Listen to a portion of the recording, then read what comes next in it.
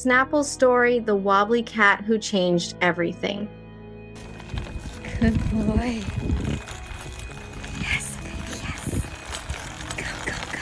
Go, go, go, go. I still remember the first time I saw Snapple's little face. He was born in a barn in Wisconsin with cerebellar hypoplasia, what people often call wobbly cat syndrome. It's a condition that affects his balance, so he shakes when he walks, but it doesn't cause him any pain.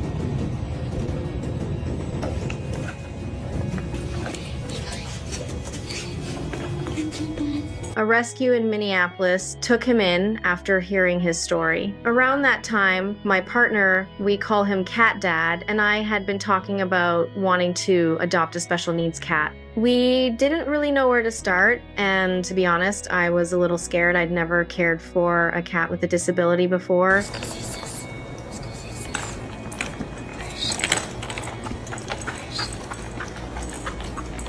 That's when we found Chris, Snapple's foster mom. I remember telling her we've never done this before. There was a lot of uncertainty. Could we handle it? Were we the right people for him? But Chris was incredible. She patiently explained everything, shared her experiences, and gave us confidence that we could give him a good life if our hearts were in it.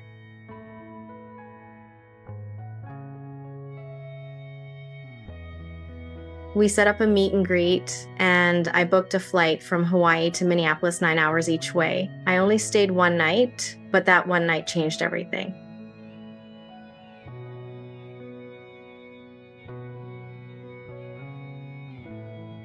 When I met Snapple, he was tiny, wobbly, and absolutely full of life. There was something in his eyes, this spark, that just pulled at my heart. By the time I flew home, I knew he was meant to be ours.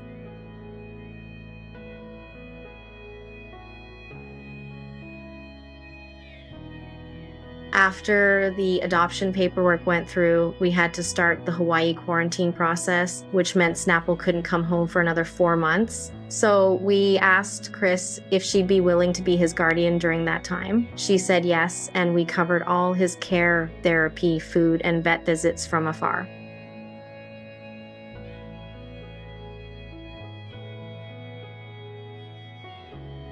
Four months later, Chris flew all the way to Hawaii with Snapple. She even stayed with us for a week to help him adjust. That meant so much to us. I'll never forget the moment he finally stepped into our home, a little unsure at first, but curious and brave.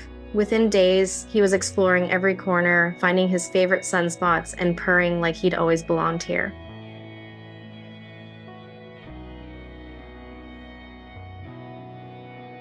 And that's when Moana came into the picture, our first foster fail. From the very beginning, she seemed to understand that Snapple was a little different. Whenever he got scared or let out a nervous meow, Moana would rush over, checking on him like a big sister. It was the sweetest thing.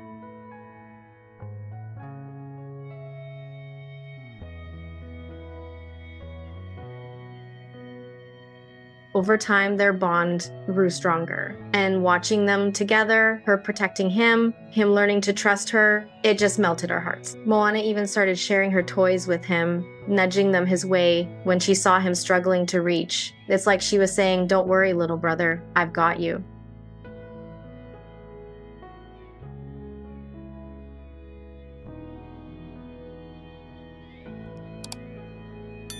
Snapple may be wobbly, but he doesn't let that stop him. His tail has practically become his fifth leg. He uses it to balance, to move, and even to tell us how he's feeling. And honestly, I like to think we're his sixth limb, because everything he does with us right by his side.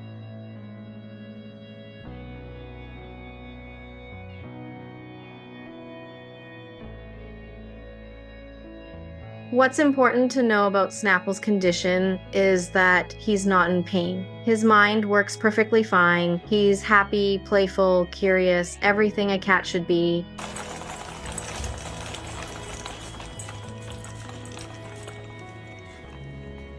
But here's the part that always gets me. Snapple was actually scheduled to be euthanized. He had only a few days left. Chris just wanted to give him a little bit of love before saying goodbye. But once she spent time with him, she realized this little guy wasn't ready to go. He had so much fight, so much light still in him. And because of her, he got a second chance. Bye. See you later.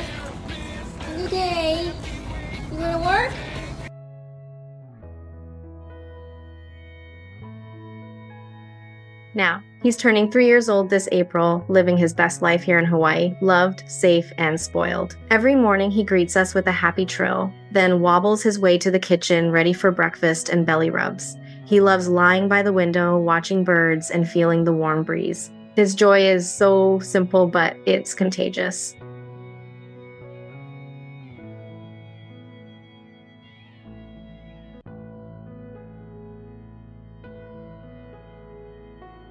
Sometimes when I watch him stumble and then get right back up, I realize how much he's taught me about resilience. Life knocks him down every single day, but he never stops trying. He doesn't feel sorry for himself. He just keeps moving forward one wobbly step at a time. How you gonna get here, honey? Come, Snaps. Come, Snaps. If you've ever thought about adopting, I hope Snapple's story stays with you, because sometimes the animals who need us the most are the ones who end up saving us right back.